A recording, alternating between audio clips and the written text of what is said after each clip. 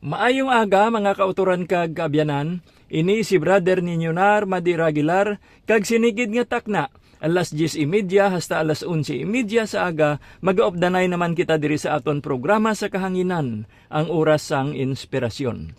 Mabatian ini tag sa kasabado sang aga diri sa paborito ninyo nga waragwagan, ang DYDA J53 sa lilisuan sang inyo mga radyo.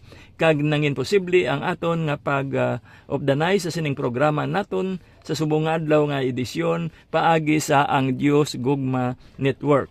Kita ululupod nga magabaton sang maayong balita, mga dinalan mensahe kag artikulo, mga dinalan kag panghuna-huna nga aton mabaton online, kag ginapakig-ambitan naton, subo nga ginapakig-ambit man naton sa tanan naton nga tagpalamati, sa aton mga brothers and sisters sa aton komunidad, nga sa diin nagahiliusa kita sa pag-welcome sang good news, nga mangin gabay naton sa aton mga buluhaton, kag inspirasyon sa matag adlaw naton nga pagkabuhi.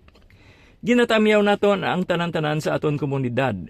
Sa diin kita ginapanguluhan sang aton arsobispo, Most Reverend Midipel B. Bellunes, sa inspirasyon man ni Father Primar Silva nga aton spiritual director, kag sa pagdumalan ni Brother Edwin Idaulo nga aton head servant.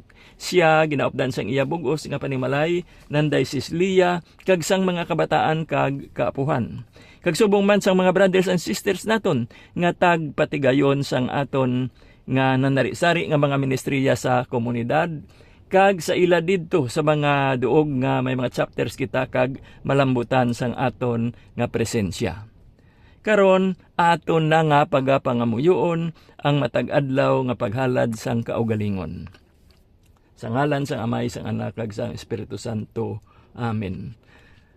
Labing mahigugmaon nga Amay, nagapasalamat kami sa imo bangod sang dulot sining bag-o nga adlaw. Buligi kami nga usaron ini para sa imo kadungganan kag kahimayaan. Paagi sa imo grasya, kabay nga imo mahamutan ang tanan namon nga huna-huna, pulong kag mga buhat. Bangod sang imo dako nga kaluoy o makagagahom nga Dios, ipahilayo kami karon nga adlaw sa sala, kag apini ang imo katawuhan sa tanan nga mga kalautan.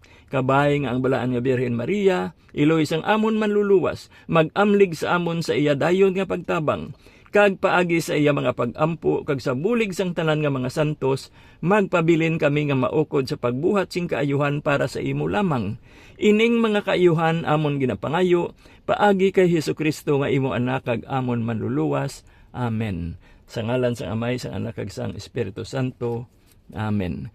Kag karon mga kauturan kag kaabyanan, aton na nga paghatagan refleksyon paagi sa musika ang aton na nahauna nga salmo nga sa diin aton nga pagbasahon ini para sa aton nga una nga pagbasa sa sini nga adlaw, kag ang aton nga salmo nga pagapatukaron na pagasundan pagid ini sang duha pa ka salmo nga iga-antisipar naton para sa masunod nga adlaw sang Domingo, kag subong man sang isa pagid ka salmo nga natiganan naton para sa aton nga palamatinan.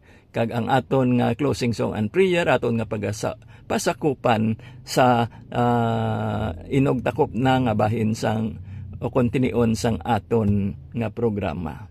Okay? Yari na ang aton nga pagpamati.